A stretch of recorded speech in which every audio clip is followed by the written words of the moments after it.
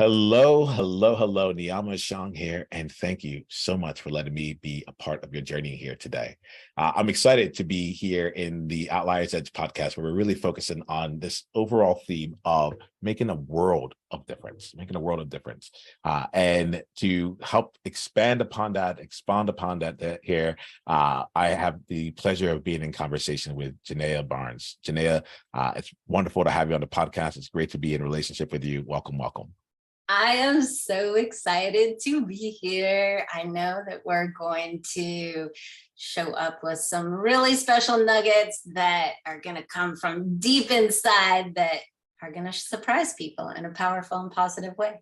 Yeah, I like that because like my goal is to be surprised as well. Like it's one of the things I like to do in my conversations here is to like be prepared enough to play, but like I've also recognized like in my decades of life here, I'm always ready, like so let's play with a bit of surprise as well. In a bit, I want to just give people a chance to get to know you here. I know you have an incredible podcast, Be the Wolf, be who you were born to be, and so I wanted to start off here because like we got a chance to connect beforehand, and I'm like, if anyone's listening right now, like take the time, just go subscribe to this podcast, go listen, because I can already like the alignment is already there. I like doing things like this. Like when I talk to someone and they light me up and I'm like, I think people need to spend more time with you, I'm going to just like directly put that like front and center. Right. But there's so much more to you than like what I've just captured here. So do me a favor here. Let me know a little bit more about you. Like I would say professionally and personally. Ooh, well, professionally, I love to help people, and I focus a lot on helping people that are stuck in jobs that they can't quit, that they hate. And I know so many of you out there, like that drudgery, that Monday morning drudgery. It's like, oh God, is the weekend over? And you feel stuck.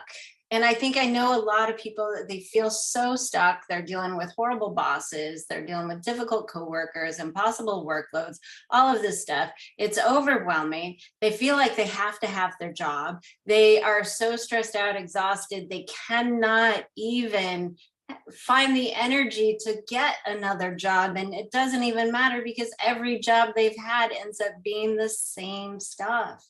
And so I help people break out of that so that they can keep the job if they want to, but feel good at work. And when you feel good at work, it takes so much of your time that when you actually feel good at work, it ripples out into everything else. You have more time for your community. You can show up for your family. You can get back to the gym. All of those things that you say you want to do, but you don't have the energy for, they become feasible and they become want to's, not this thing in the back of your head that says have to. So that's professionally.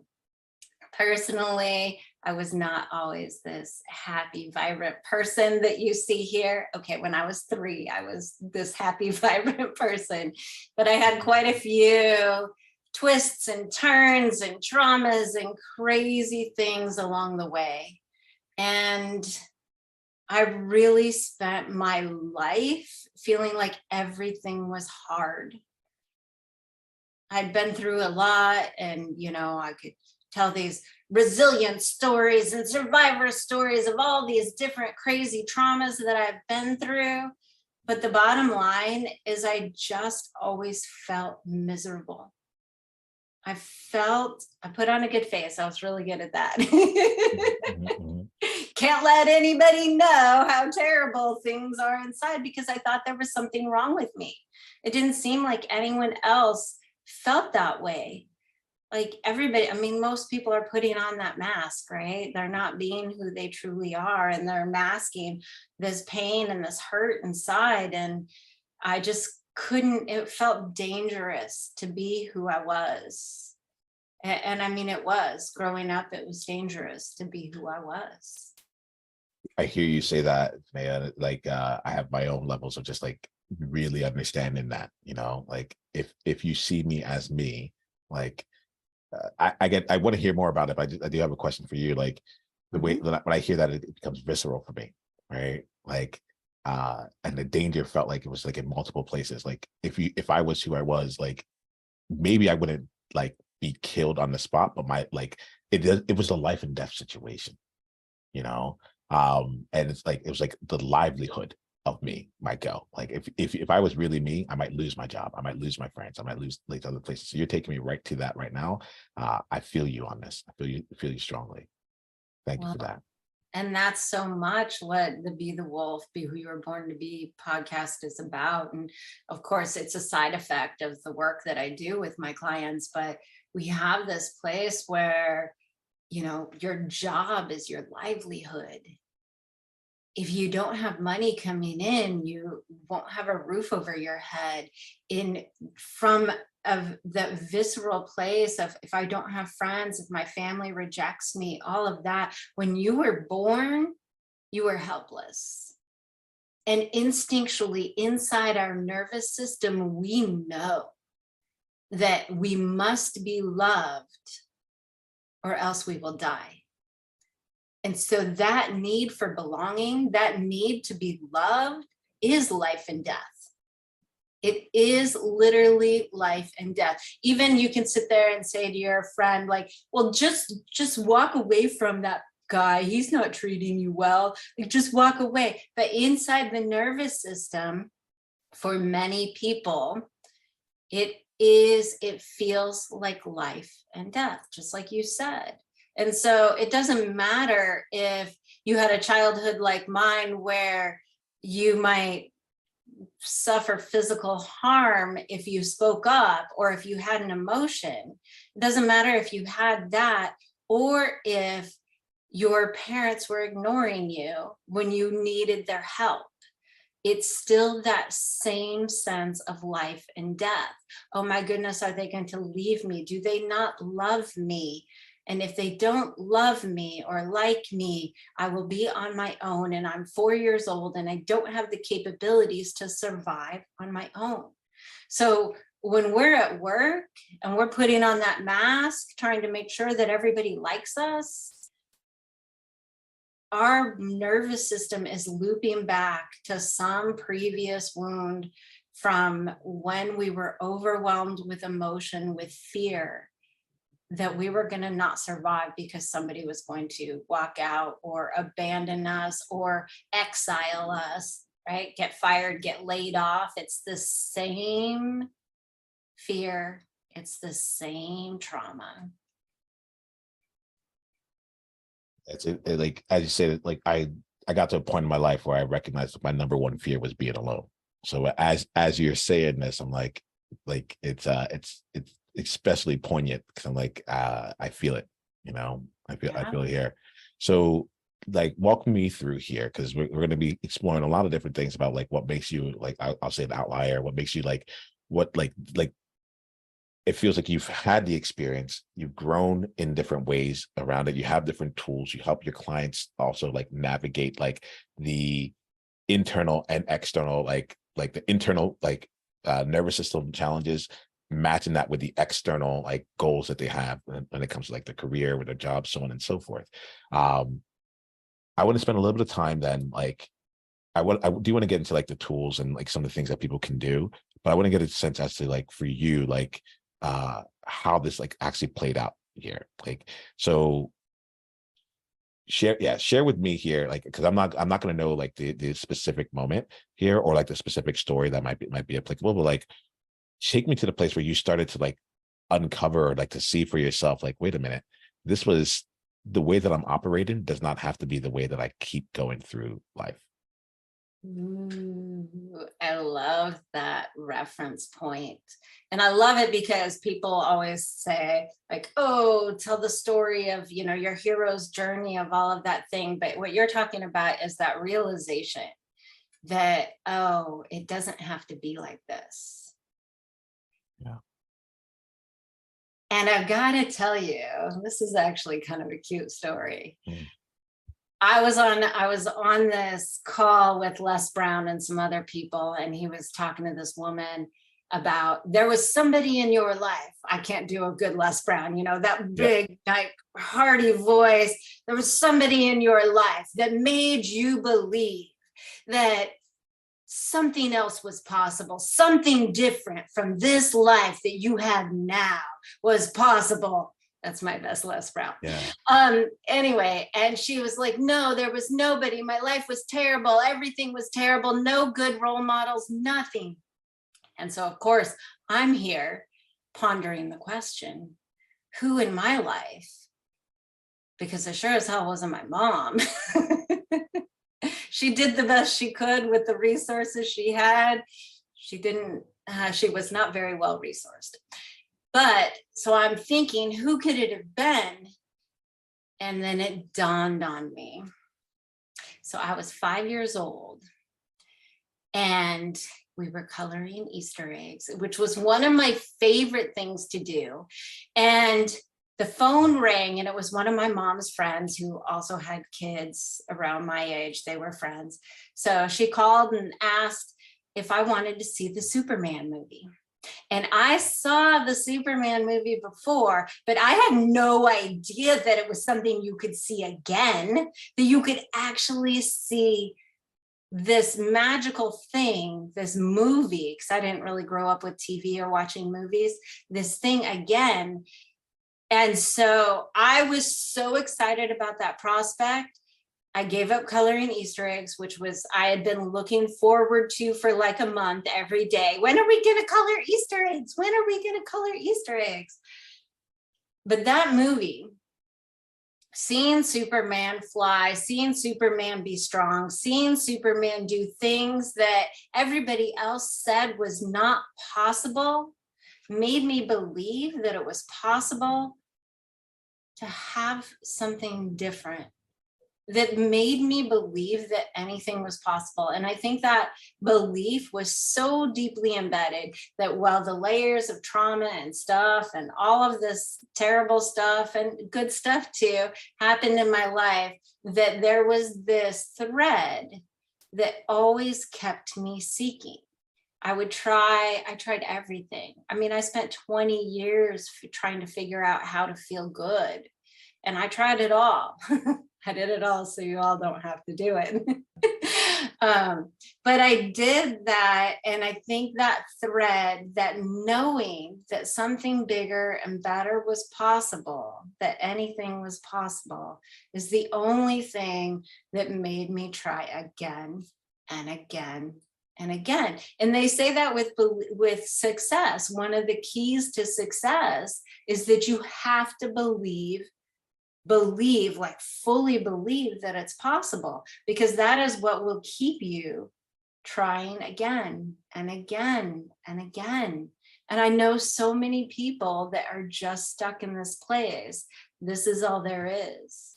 I've tried to do things and make things better, but I keep coming back to the same place. And this is all there is. So they resign themselves to this is all there is.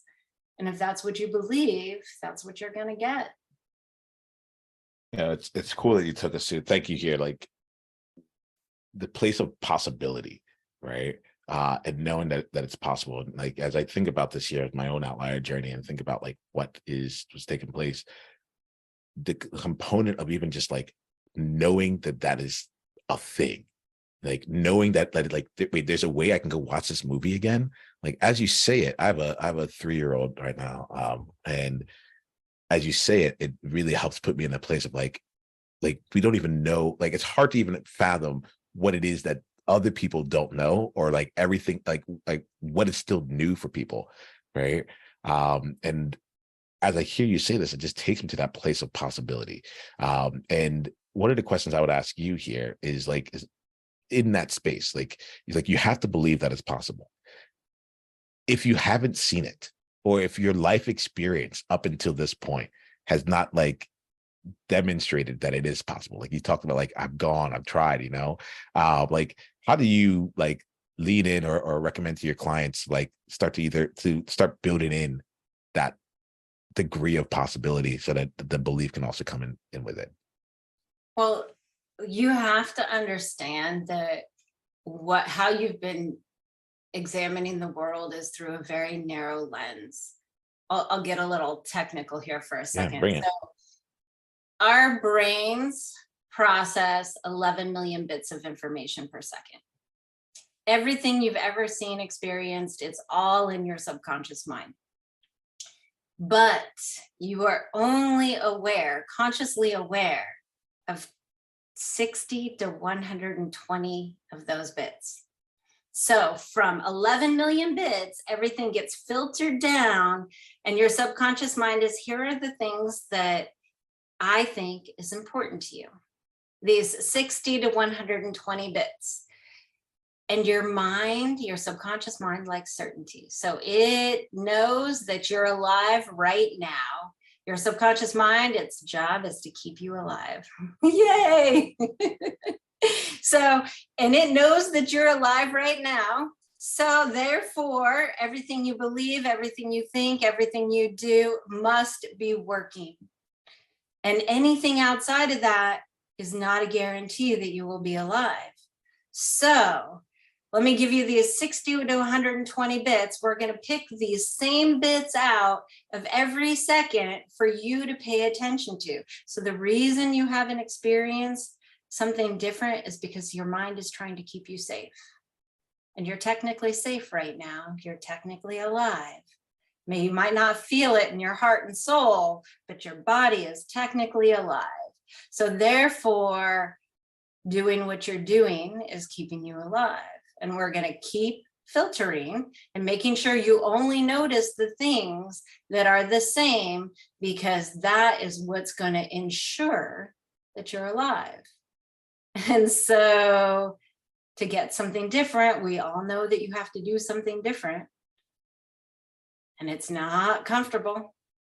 It is not comfortable because your mind's like, we don't know what the outcome of this is going to be. And the outcome is uncertain. That is not certainty. You might die. Yeah. And so when people say, in my experience, this has never happened. And it's because your brain is filtering to create the same thing, because what you've experienced has kept you alive.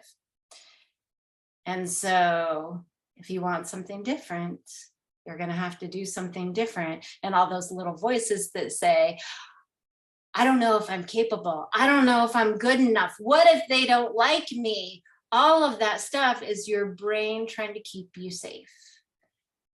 And so we can change that relationship with that self-talk a little bit, and you can be like, oh, hello, hi. Oh, I'm so glad you're trying to keep me safe. Thank you for that. And so often those little parts of ourselves just need to be heard. And they're basing what they're trying to warn you about of something that happened when you were 5 years old, when, a schoolyard bully pushed you down, or when your mom was stressed out and yelled at you. And these things, these emotionally overwhelming moments in our life replay. Like, I can't go talk to this authority figure. I can't go talk to my boss because he's kind of like my dad. He's an authority figure. And if he yells at me, then you're stuck feeling. I'm sure you all have had that point where some boss that you had yelled at you or snapped at you, and you felt like you were 6 years old. Like, this moment where you're just this little kid and you can't speak up for yourself. You feel so small because your brain has looped you back, and it's like, that's the same thing. That's totally the same thing. Filtering for that authority figure, can't make him mad, never stand up for yourself, don't do it, don't do it, don't do it, because you might die. Yeah, there's a lot that's flowing through me as you're saying this here, Genea. Like, one of them is I just really appreciate your, like, the fact that you keep the most important thing, right? Like, and it's not just like a side story of like, this is life or death. It's like, let's actually hold this with and honor this at the level that it is. Like other people might dismiss it. Other people might be like, just get over it, whatever it is. But one of the things I enjoy about being in conversation with you is that, like, you hold the most important thing as sacred. You're like, look, if we do not address this as a life or death, like issue, we will not come up to it with the amount of energy or whatever is necessary to actually be able to create something different. So I want to just like acknowledge that. And that's like something that I don't experience it often enough, where people like give the space to the fact that we're operating in this way. So first, just thank you for that. And to the whole thing, the world of difference, every single one of us is different.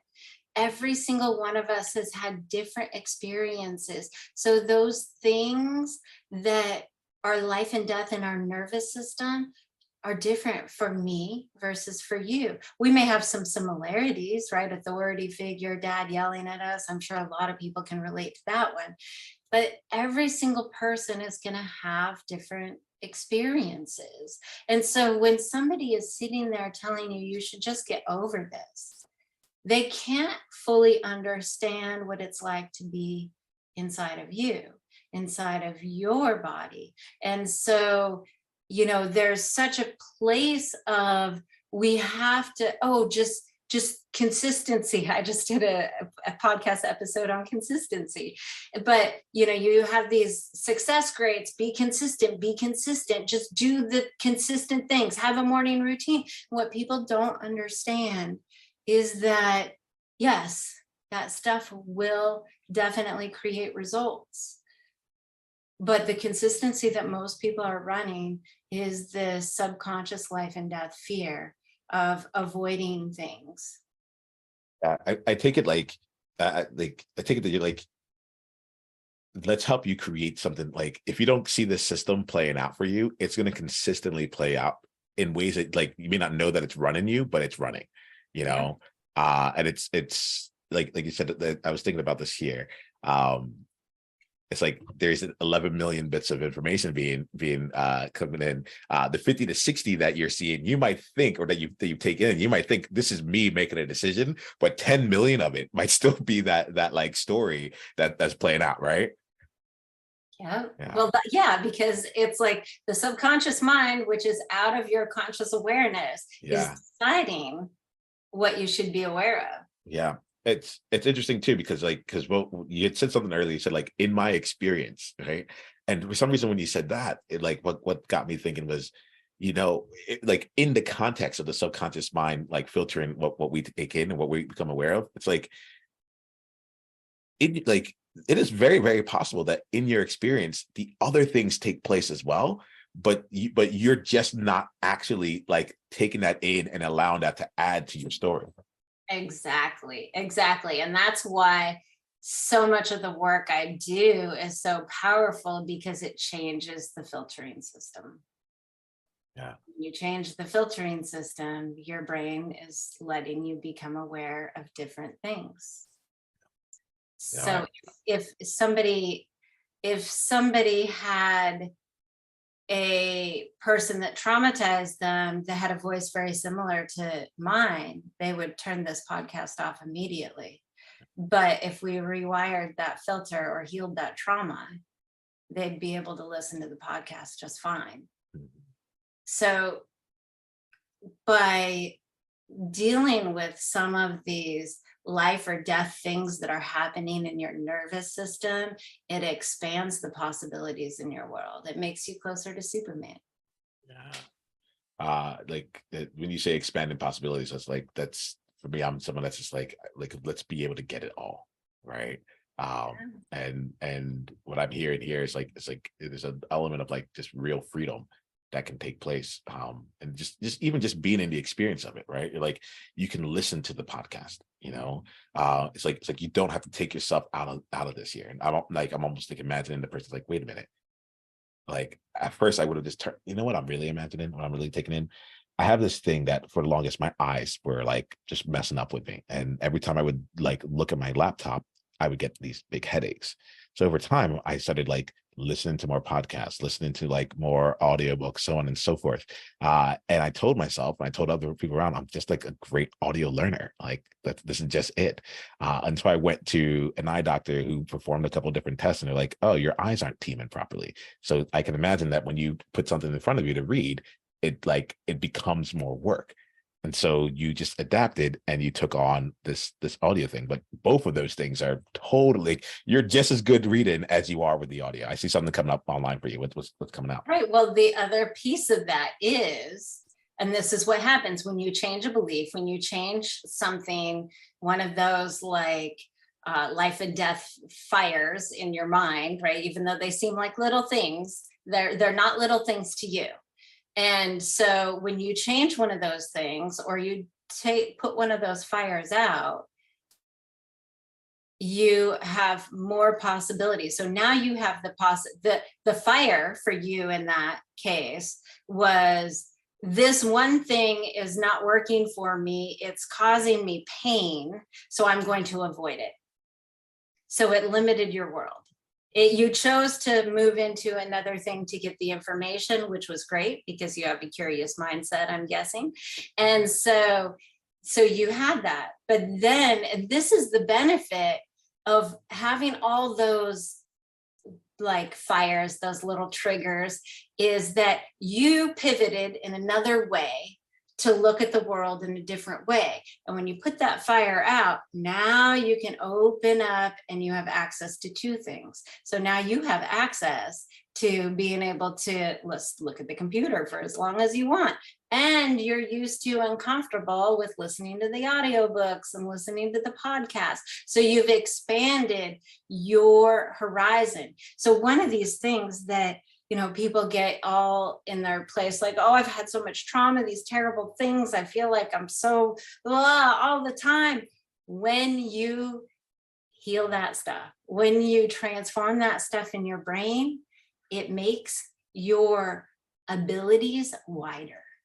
It gives you superpowers. So you swung all the way over here. You became a really good audio learner because you had to, because looking at the computer was dangerous. It caused a headache, right? So now that you can do both, you never would have probably become such a good audio learner had you not had that fire giving you the headache.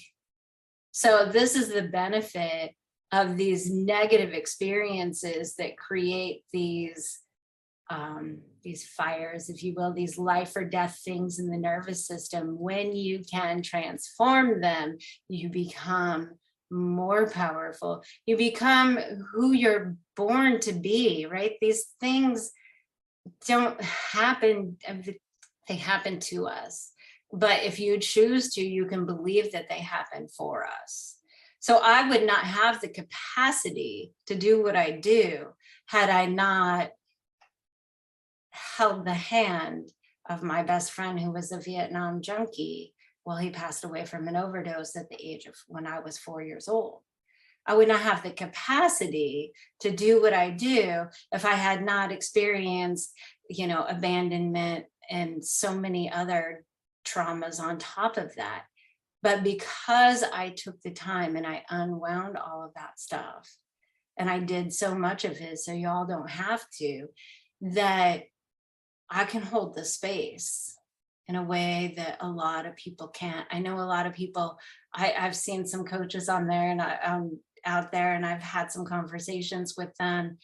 And I'm just like, wow, if I had come to you when I needed what you say you're offering, you would never have been able to even touch the surface of what I needed. And because I have such a breadth of experience, I can hold the space if you just need a little help. I can hold the space if you need a lot of help, and get you to that place where you can access your own superpowers, where you can go into work and the boss could be 2 inches from your face, screaming and yelling and pointing their finger at your face, and you would be perfectly calm. And 5 minutes later, you wouldn't even give it a second thought. And that's powerful, what that can create in your life. Allowing some time to let that just like sink in here, right? Because I like to be in a place where your nervous system is not activated and you are in that place of calm. And I get it. I get like it takes steps, it takes experience, and it takes having worked through it yourself to be able to not everyone has. Like it's one thing to have heard things. It's one thing to understand things from a third person perspective, but then to actually have gone through the process and to like what I'm getting about to you is like, in order for you to be in the place that you are in right now, you've had to develop those tools. You put yourself in places. You're like one of the things that put a smile on my face, and it doesn't like, it makes perfect sense, is when you're like, you're talking about the question that was posed. You're like, I pondered the question for myself, you know, and just to like look at like listening to that part of just like opening yourself to experiences, and then being able to create the space for people so you can definitely use what that person needs at that time, because they are so different, to help them move forward again. Like I feel like I get that, like that's what you're about, that's what you do. I'm glad that you claim it as well. All right, so it's like, so we can see, we can experience, and we can grow from it. So Genea, like I think this is actually a good place for us to start bringing this conversation to a close, because I feel like there are, well, yeah, this conversation will continue opening up the relationship, but I feel like there's wonderful things that are in place right now. As I think about this, what comes to my mind is like, it's two things, actually three. Here we go. The first one here is like, for someone who is out there that's like feeling what you're talking about. It's like, I'm ready to be a superhero, who's like, I'm ready to like start to create a different path and to see more possibility, and to move out of that place of like, my nervous system is keeping me in this narrow place, but I'm ready to go again, to like to expand beyond this, and to make my job or make my work like more of like what I want, or who I want to be while I'm there. Like I hear you have a lot of tools. I hear you have a lot of experience with this here. What's the best way for someone to like go and walk down or continue down that journey with you? The best way would be to have a conversation with me, jump on a level up call with me. And the thing you get from that is we really break down what's going on at work, and what are the things that you need to be able to show up as you want to show up. And I know when we feel like hell at work, we're not showing up as who we want to be. We're not showing up as our best self, because we're on edge. We're feeling stress, and you just cannot be your most powerful self when you're stressed, when the nervous system is stressed. So you could go to elevatebookacall.com, open up your browsers right now and type in elevatebookacall.com. It's a free session. We get to go over what are the sticking points at work, what are the patterns that are happening, right? Remember, the unconscious mind is trying to keep you safe. It's trying to keep you in those patterns. And half of those patterns most people aren't even aware of. So we'll go over all of that. I have a great system that will help people out of that place. And if it feels in alignment, we'll go over that system. Awesome. I want to make sure we capture that, because as you're talking, like I also get a chance to spend a lot of time with different coaches and different people who are like with people who are uplifting people, and I get the depth of your experience. I get the depth of your application and your care, so I really want to make sure we're creating space for that. The second question I have for you here would be, if there was one takeaway, or like, you don't have to limit yourself to one, but if there was one takeaway that you want people to walk away from this conversation with, it might be a takeaway, or it might be a question that you want them to walk away from this conversation, what would that be? Your experience is your experience. Nobody else has had your experience. It's okay that you feel something different than everybody else, because you are a unique, beautiful human being. And all of those things that you're feeling, all of those things that you have been through, they give you unique, special superpowers that nobody else can have. And so when someone tells you to just get over it, do your best to let that just roll off your shoulder, because they don't know. They don't know what it's like to be you.